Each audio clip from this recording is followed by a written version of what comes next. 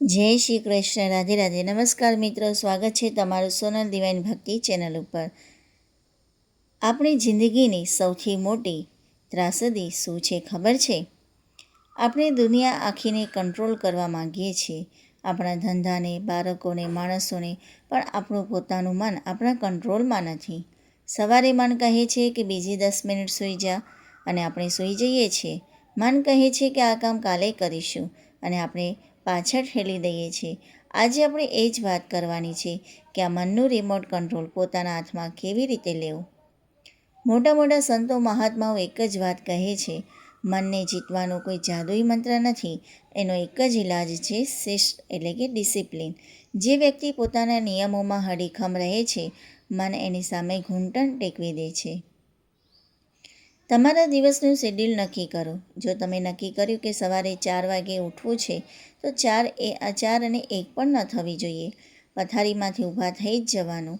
ઉઠીને તરત phone scroll કરવાને બદલે 15થી 20 મિનિટ શાંત બેસીને ઈશ્વરનું ધ્યાન ધરો, નામ જપ કરો અને પોતાના વિચારોને શાંત કરો.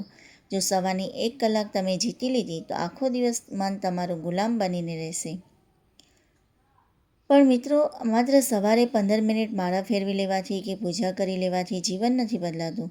ખરી પરીક્ષા તો ત્યારે થાય છે જ્યારે આપણે ઘરની બહાર નીકળીને સમાજમાં કામ કરવા જઈએ છીએ. તમને કુદરતે જે પણ સ્થાન આપ્યું છે, તમે સરકારી અધિકારી હો, વકીલ હો, શિક્ષક હો કે ક્યાંય નોકરી કરતા હોય, તમારી ખુદદારી અને ઈમાનદારી તમારો સાચો ધર્મ છે. આજે લોકો થોડાક રૂપિયા માટે અન્યાયનો સાથ આપે છે. જે ગુનેગાર છે એને બચાવવા માટે અને જે નિર્દોષ છે એને પીસવા માટે પોતાના પદનો ઉપયોગ કરે છે. એક ક્ષણ માટે આંખો બંધ કરીને વિચારો, જો આપણા પોતાના કોઈ સ્વજન સાથે અસત્ય કે અન્યાય થાય તો શું આપણે પૈસા લઈને શાંત બેસી રહીશું? ના. તો પછી કોઈ ગરીબ, અસહાય કે લાચાર વ્યક્તિ સાથે પૈસાના મોહમાં આવીને અન્યાય કેમ કરીએ છીએ? યાદ રાખજો, અનૈતિક રીતે કમાયેલો રૂપિયો ગમે તેટલો પૂજાપાઠ કરશો તો પણ તમારા જીવનમાં શાંતિ આવવા નહીં દે.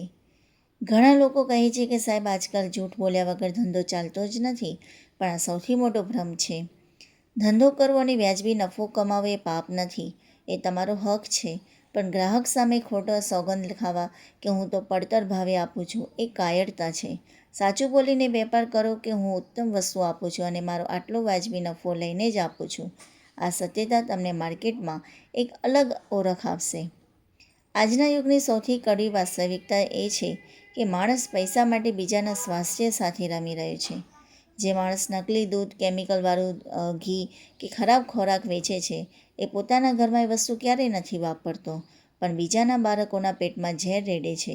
જે વેપારી કે ડૉક્ટર ગરીબ દર્દીઓને પૈસા ખાતર નકલી કે બિનજરૂરી દવાઓ આપે છે, એ ભૂલી જાય છે કે ઉપરવાળો બધું જોઈ રહ્યો છે.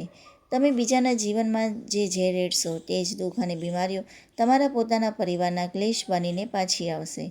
આપણે બધા જ પૃથ્વી પર કાયમી રહેવા આવ્યા હોય એમ જીવી રહ્યા છીએ, પણ વાસ્તવિકતા શું છે? એક દિવસ એવો આવશે જ્યારે તમારું બેંક બેલેન્સ, તમારી મોંઘી ગાડીઓ, તમારા આલિશાન બંગલા અને આ સુંદર દેખાતું શરીર બધું જ અહીં રહી જશે. તમારી સાથે જો કોઈ આવશે તો એ માત્ર ને માત્ર તમારા કર્મ હશે. જો કોઈ જોઈ રહ્યું નથી એમ માનીને પાપ ન કરો. જેને હિસાબ કરવાનો છે એ ઈશ્વર તમારી જ અંદર બેસીને તમારી એક એક ક્ષણનો હિસાબ રાખી રહ્યો છે. એને કોઈ વકીલ કે પુરાવાની જરૂર નથી પડતી.